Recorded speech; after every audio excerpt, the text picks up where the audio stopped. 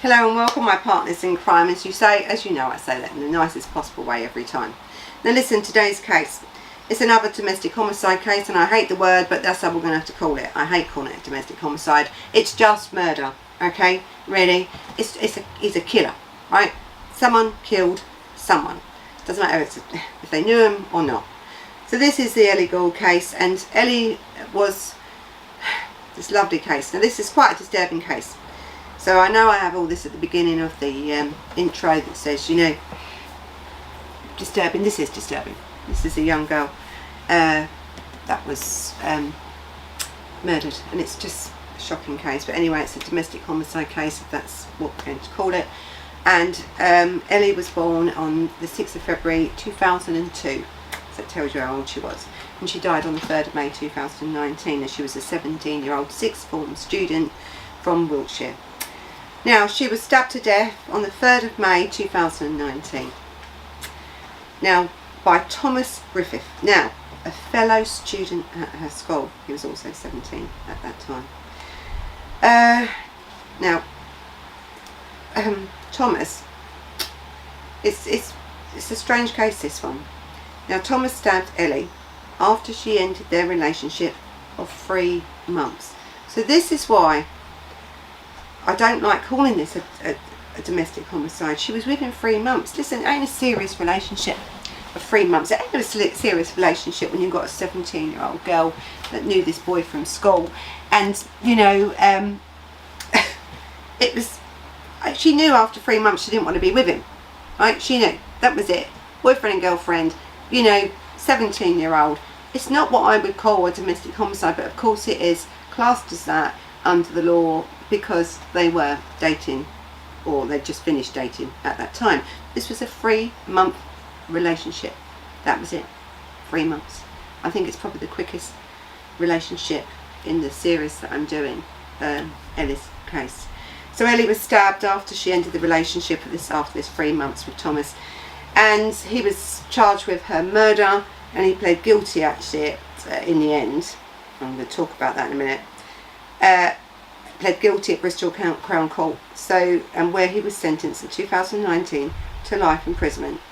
Wait for it, with a minimum of 12.5 years in custody before he could become eligible for parole. So, now you're going to say, why 12.5 years? It's not enough. No, it's not enough.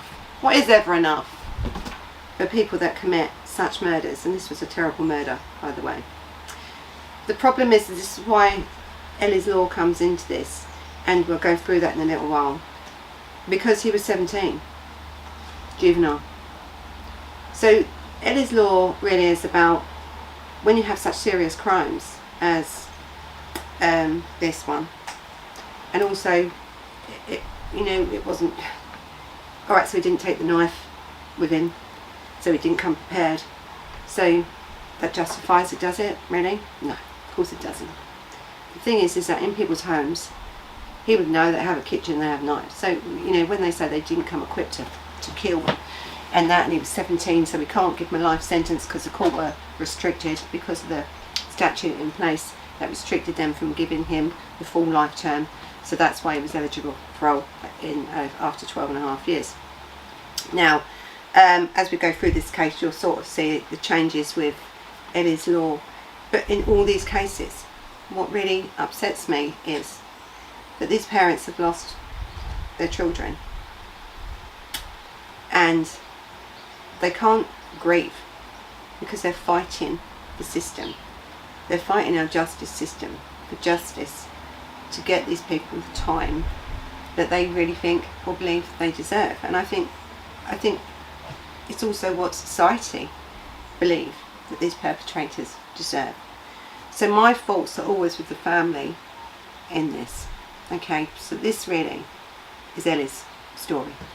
So okay, we have 2 people now. We have Ellie and Thomas that were 17 years old, and because he was under 21-year-old, that's really why he got 12.5 years, or he could then get parole after 12.5 years, not before that. It's not enough, alright? And as I'm going to take you through this case, you're going to realise, and I'd like to hear your opinions on this actually, of what you think. should have happened in this case, or what this boy deserved. So at the time of her death, she was the sixth form student at Chippenham and was studying her A-levels. She was also a horse rider. She was a really outgoing girl, beautiful girl, lovely girl. She had met this bloke, and absolutely at school, I think she knew him from year 7. And I think when she had reached sixth form, they started sort of dating, as you can hear the dogs, sorry. They started dating, and as I said, it only lasted 3 months because she found him a bit smothering. Plus, Ellie was a really good student and she wanted to concentrate on her A-levels, you know, and her horses. She had a life, Ellie. She had a life, and she really didn't want him in it. In her mind, it wasn't a serious relationship. 3 months. It split up. She was, you know, only wanted to concentrate on her horses and her education and stuff, you know, and he just weren't having none of it. Now, because she was a horse rider and she'd done a lot of cross country as well, and really, you know, she participated in a lot of equestrian stuff, as my grandchildren do, you know, we've all got horses and stuff. So, you know, a lot of the time these girls haven't got time to be hanging around in the streets. Plus, because they're working with their horses, and as you know, if you look on the family part, you'll see how hard it is and difficult it is and the time consuming it is to have horses. And then when you have a student like Ellie, and this dedicated student that wanted to join the mounted police, she had a reason to study her A-levels, because that's what she wanted to do when she left school, was join the mounted police. And she also wanted to study psychology as well. Now this girl was focused and knew what she wanted to do. She was a hard working, she had good ethics, she was a lovely, lovely girl. And when she met this bloke, as I say, it was 3 months, and really that was it. So look, I think she celebrated her 17th birthday in early 2019, and in January of that year she began dating Thomas Griffith, and he was also this student at this school. So listen, when you're in A-levels, you know, he's not a stupid lad. It's difficult to get in and do your A-levels at school. It wasn't like he'd gone to college, he was doing his A-levels at school. So he wasn't a stupid boy, alright? He was doing A-levels. He too had plans for his future. But, you know, there was no justification for what he done. If you're in a relationship for 3 months, there was nothing that you could, why would anyone even think that this boy would react like he did? Now, he was Ellie's first boyfriend. They, you know, and I think, you know, at that age, at 17, that's because she was a horse rider, she wouldn't have had time to have boyfriends and stuff, plus she was this focused student. So I think when she did get this boyfriend, and that's what I think she felt was smothering, because I think he wanted more from her than what she was willing to give. Anyway, it ended, I think, in early May, that relationship ended, because she felt, as I said, that it was smothering her, and she didn't feel that the relationship was right for her. She didn't, it was her right, wasn't it? Don't we have a right to say, I don't really want to see you anymore, especially after 3 months, it's not that serious. But I think it was more serious for him. Anyway, so Ellie did say, and she's not the only one in these cases that I'm doing, that feels suffocated by the attention from these boys. He was a very needy boy. He wanted her to be with him 24/7 and stuff. That wasn't Ellie's personality at all. She was her own person, and I think she had great self-esteem, and her life was going places. He was definitely the one with the issues, definitely. And actually, just before her murder, I think she told, or the night before her murder, she told the friends, you know, that he hadn't took this breakup well. So, on the 3rd of May 2019, Thomas Griffiths was dropped off at school by his mother. After emailing his teacher, he's an intelligent boy, to tell them that he was feeling unwell, he walked to Chippenham bus station, where he caught the bus back home to this Derry Hill before returning home. But then his mother also returned home, so then he hides in the cupboard. He hides in the wardrobe so that she doesn't know he's there. Now, he must have had murder on his mind then. Really? No. Because if he was feeling a bit down, or, you know, and the mother comes up, he could have said to the mum, look, I've had to come home from school because I feel like shit, I've got these thoughts going on in my mind or whatever. He didn't. He hid in a cupboard, in a wardrobe, to hide from her. And then he waited till she left, and then he again come out of there, I think. And I think he then took the car. So he picked up the keys to the silver Ford Focus car, okay, and drove to Ellie's home. So it's still quite early in the morning. Don't forget, these are sixth form students, so they have different schedules. They're not there right at, early. Sometimes they may have. Ellie's had a few classes a bit later, and she had a friend picking her up. He would have known that, and he drove then to her house in this silver Ford Focus car. So following an argument, right, this is what he's now saying. Following an argument, he attempted to strangle her. Then he used a knife that he had taken from her family kitchen. Now this is what I'm saying, because he didn't come equipped with a knife. Was it premeditated? Well, I think it was premeditated. I really do. Because he went, and he would have known that there would have been objects or items in that home that he could have used to kill her. He tried to strangle her. Didn't have enough strength. Wasn't manly enough, was he? I suppose. So then he picks up a knife and he stabs Ellie 13 times in the neck with her own kitchen knife. But then he doesn't end it there, you see, does he? He doesn't end it there. He spent an hour then in this house. He then gets the girl, because she's dead, her finger to open her phone. Then he texts her friend, don't worry about picking me up this morning, I won't be going in. So now everyone thinks everything's hunky-dory, don't they? Ellie's not going to school, she's doing other things because it's her phone that the text message comes from. This gives him time now in this house. Then what he tries to do, he attempts to clean up the crime scene, and then he puts the knife in Ellie's hand. Tried to make it look like a suicide. Oh, she stabbed herself 13 times in the neck. That's what he does. So then, right, after he's done all that, he then puts his clothes, or the bloodstained clothes, in a plastic bag, and he leaves the home. Oh, actually, before he leaves, he washes his trainers in her kitchen sink to get all the blood off them. Because we know that when you're stabbed in the neck, you've got a carotid artery in the neck, and there would have been blood everywhere. So he's cleaned himself up, he's tried to clean this crime scene up, he's tried to make it look like these wounds were self-inflicted and that she had done this herself. Then he packs all these little bits and pieces up and he puts them in the car and he drives off. So after returning home, to change, now he puts his clothes in the washing machine, to clean them, get rid of them. Then he dumps the bag of the bloodied items that he can't wash because they're too badly done in the local wood. Now a neighbour saw him then returning from the wood and then drove him back to school, where his mother actually at the end of the day collected him as if there was nothing had happened, because she didn't know, did she? No one knew. The person that found him in the woods, he wasn't bloodstained. He'd already washed his clothes and done everything else, cleaned his trainers, so they think. He was prepared, wasn't he? So, do I think this was premeditated? Yes, I do. Do I think this boy of 17 tried to cover up this murder and make it look like it was an accident? Yes. Do I think this man deserves more than 12 and a half years? Yes, I do. Because if this boy could have got away with it, he would have, wouldn't he? Of course he would. He'd done nothing.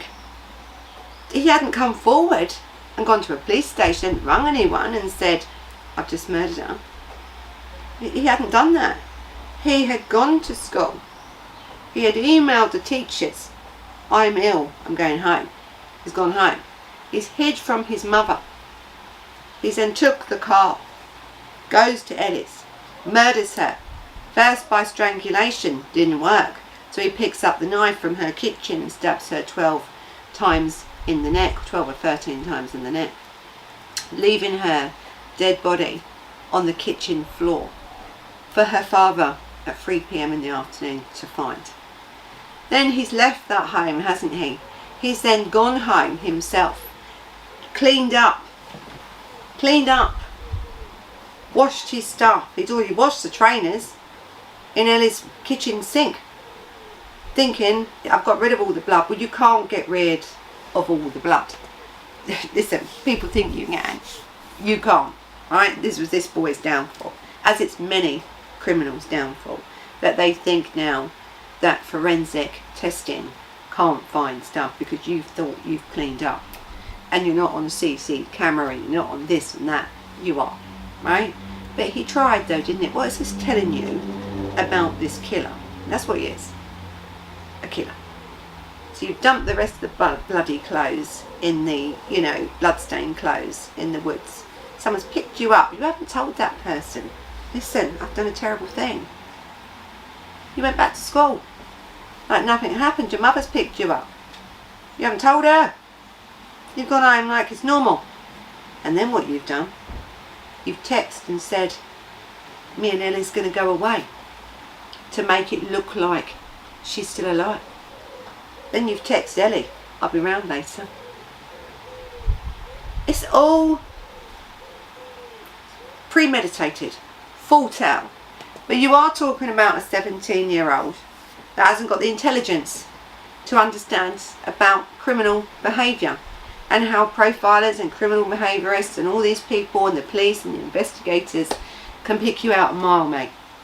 He didn't realise that, because a lot of these criminals seem to think they're most of the intelligent people in the room. They're not. They think they are, but they're not. He certainly wasn't.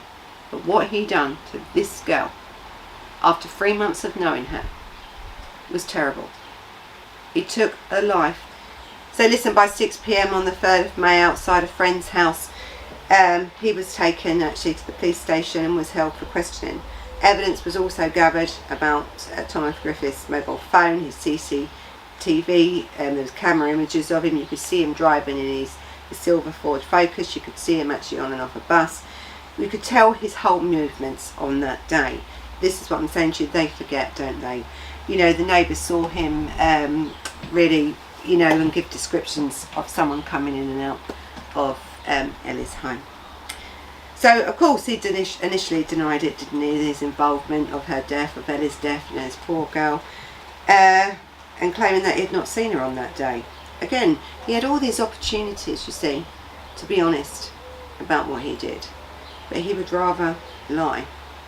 He wanted to get away with murder, and this is what makes this man a really, really dangerous criminal, because there is such a thing as this instantaneous loss. All right, he could have had, you know, breakdown, but by the way his behaviour was going, and it wasn't a long-term relationship, was it? It was a relationship of 3 months only. She didn't want him, and he said, then I'm going to kill you, and that's what he did. No one else could have her. You know, 17-year-old. Anyway, he was charged with murder on the 6th of May, actually, and he then was put before, I think, Salisbury Magistrates Court the following day. He appeared at Bristol Crown Court on the 9th of May, where his provisional trial date was set, I think, for the 28th of October. He did not enter a plea and was remanded in custody, and absolutely, that's where it should have been. So at the plea hearing on the 29th of August, Griffiths pleaded guilty to the murder and was remanded in custody to await sentence. And as I said, that he was given a life sentence, but because he was 17, that means being a minor, really, because usually life sentences couldn't be handed out to people over the age of 21, and I think there was, or 21 and over. There was issues anyway around this case with the Manchester bombing, the brother of the Manchester bombing, because he was young. So there was changes coming, but this is what I said about the families, you know, in these cases. Their parents, Ellie's parents, had to fight for change, didn't they? You've handed this boy a sentence of 12.5 years, and you've handed also, or was going to hand, a sentence to the Manchester bomber, or the brother of the Manchester bomber was part of it, who fled and then was caught and brought back because he was young. He wouldn't have been able to have a life sentence either. So the law then wanted to change to where it was like serious crime sort of things, like, you know, them sort of ones, but not, or would have changed to where you'd brought a weapon to the to do the killing. The problem is with that is that he didn't, did he? He didn't bring a weapon. This was the whole thing, and this is the whole thing. Are we now saying to criminals then, when we look at this, if you're going to kill someone at 16, 17, we've had a lot of these 16, 17 odd year olds that are not getting life sentences, or wasn't, because one, they hadn't come equipped to do the murder. But what my argument is within this, and I think what Ellie's parents' argument was this was such a serious crime. He used the tools that were available to him in that property. It would be reasonable, wouldn't it, to think that if he was going to someone's home and they had a kitchen, they would have a knife. Isn't that a reasonable possibility to have? Yeah, I think it is. So why would he take the chance? We know by his preparation, by his lying earlier in the day, that he was preparing something. He had ample opportunity to tell people how he was feeling. But he didn't. He went to Ellie's. He said not to murder, but he wasn't there very long. And it's the way that he tried to make it look like it was an accident. When someone has done something because they didn't mean to do it, they don't cover it up, really. Or if they do, it doesn't last very long, and then they usually tell someone, listen, because they're guilt-ridden. He wasn't guilt-ridden at all. So the reason that I don't think when this first came out that they was going to change this law into that, the parents said, listen, remove Ellie's name from this list, because that's not what we want. We want him, or people like him, who do this sort of murder at a young age, whether they come prepared with a knife, equipped with a knife or a weapon, and murder, to be accountable. Alright, to be accountable, because it is reasonable that anything can be a murder weapon, and especially in a home where you have a kitchen where they know there's going to be knives, that he picked up a knife and he stabbed her in the neck until she was dead. So I think we understand now that this was what they were trying to say, and we had a lot of people fighting for this, lots of people fighting for this change to come in. So I think, listen, I don't think it's going to affect his. Alright, it's affected him in some ways, but it won't affect it, because by the time this law had been changed, and it has now been changed to where someone under the age of 21 in this country can be charged, whether they come equipped with a weapon or not, for a full life sentence. Okay, where before we was like protecting these people because of their age. Listen, there's no difference between a 17-year-old and a 21-year-old, not really. And there's no difference whether you take a knife with you or you pick up a knife while you're in that property, is there?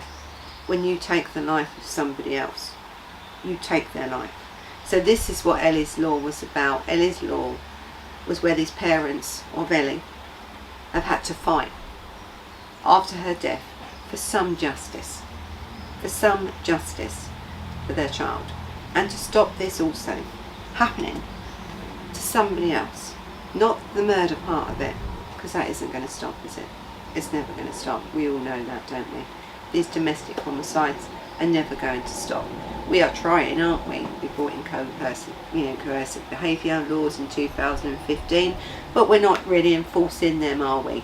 She was with him 3 months. There was no lead up to this. Yes, she had told friends that he had took the breakup difficult, he found it difficult, and he wasn't, happy about it. But who would have thought that a 17-year-old boy who'd been dating someone for 3 months would have murdered her like this? This makes this predator, and he is a predator, a dangerous person who will be out in 12.5 years. He will. And you've got to think, he was 17 when he went in. He's not going to be very old. He's not a bad looking lad either. What's next for this boy? Because then his life's over. He took it. Let's hope this boy doesn't come out and take somebody else's. I think Ellie's family also called for self-defense to be in schools because they feel that she could have defended herself more. Now, we wasn't there, was we? And listen, self-defense I think is a great thing to have, but I don't know if it would have made a difference for Ellie. Not really, because when someone like this is determined to kill you, I don't know if it would have stopped him. I don't know. I think what we should be doing is campaigning for more education in schools about domestic violence, domestic abuse, coercive behaviour, domestic homicide. And this new law now, Ellie's law, that, you know, for serious, you know, for people, you know, under the age of 21, that you can be now prosecuted and you will go to prison for a very long time. I think it's about education. Self-defense, yes, okay, it's great, but self-defense will not stop someone from killing you. You'd have to be really good, because if they know you know self-defense, they're just going to come at you another way. We need to start early in these schools. We need to start telling them about what's acceptable and what's not. We need to start talking about domestic abuse, domestic homicide, coercive behaviour early on, because then people will understand that it's not acceptable, is it? That's the only way we're going to stop this, you know. It's the only way. And I think with Ellie's case, it highlights that there wasn't really coercive behaviour, or not that we knew about. She felt smothered, she felt overpowered by him, so it would happen, but Ellie wouldn't conform. She just said, that's it, I don't want to know. She wanted to get on with her A-levels and stuff. She didn't want that sort of life. He didn't like her response. He didn't like the word no. He felt rejected by her statements. After 3 months, that was it. 3 months. You know, this beautiful, educated girl, right, who wanted to do something with her life. What a loss to society, really. And then we have a 17-year-old, really, that, you know, thinks, I don't know, you know, because he's never really admitted it, as I can't remember. You know, he's going to be out in 12.5 years. So listen, there's a difference between, isn't there, a 10-year-old and an 18-year-old. This is what I'm trying to say. And I think this is what Ellie's law was trying to say. If a 10-year-old does a crime, and we've done the Bulger case and stuff, and I still think that was wrong, the outcome of that. In America, if you're 10-year-old, you're going to, you know, they do at some point charge you as an adult, and that then you will be charged as an adult, because the crime is so serious for you to be. We're very lenient in this country, as you can see, and people will go mad about it all the time, and I'm a staunch supporter of stronger sentences, and you can't just say it. You know, the government say to you, we're going to be harder on this, we're going to push for this, we're going to do this, because that's what you want to hear. But they're not actually doing it, you know. They're not actually doing it, are they? They're really not. A life for a life. Really. When you have someone that's took a life, they should get life. Listen, I think, what is it we've got? An average person lives 75 years. Average, isn't it? It's about 27,000 days. That's it. That's all we have. On average, 75,000 odd days. Yeah, and you're talking about a 17-year-old. You're talking about what? 5,000 days? Look what she's missed out on. Look at the life. Because sometimes I don't think when we do these cases that people realise, when we're talking about 17-year-olds or 12-year-olds or 25-year-olds that Christy was. I think Christy, what, was 25 when she was murdered. Alright? So that would have been what? 9,000 days that she had lived. He only got 22 years and 58 days. So you're talking about what? I don't know. 8,000 days that he will miss out on of his life. She's missed out on so much. These victims, when you look at it in days of how many years or days the average person like me or you may live, where no one has intruded into our life and took our life. 27,000 days. It doesn't seem long, does it? But at least it's long enough. And it's long enough to where we can enjoy our lives. We can have children, can't we? Our careers. We can grow up. We can see our grandchildren grow up. These victims have lost everything. Her parents have lost everything. They won't see their child married, finish education, graduate from university, have any grandchildren. They won't. They've lost it. They've lost it from a person who was 17-year-old, who took the life of someone he'd known for 3 months because she didn't want to be with him anymore. So it's about education, I think. And I think this is all we can do. It's all we can do is tell these cases, make you aware, so you can make others aware. And we may save her life. Someone may watch this and think, hang on a minute, this isn't right. This doesn't sound right, what he's doing. This is what these cases are about. So listen, thank you for watching. Thank you for all your support. And you know what to do. Subscribe. Let's get this over. I keep saying let's get this up to the 100,000 because I don't know why you're not subscribing. All of you, loads of you watch. Not all of you subscribe. Hit that bell because that's about, when the next cases are coming out. And I'm bringing out a lot of cases actually over the next few weeks because we've hit the 10,000 plus. I thought I'd do quite a lot of cases. We're also doing our murder mornings. Probably with me drinking a lot of coffee, where we're going to be answering your questions, and I'm actually going to film that tomorrow with Taylor, so we're going to do that. Listen, Murder Analysed is a site for you. It's a site where you can take it or leave it, isn't it? You can pass these out, talk about them, leave comments, whatever you want to do. And we appreciate everything you do. So you can follow us on Instagram, you can follow us on Facebook, and you can listen to this at some point on podcast. So, till the next time. Bye-bye.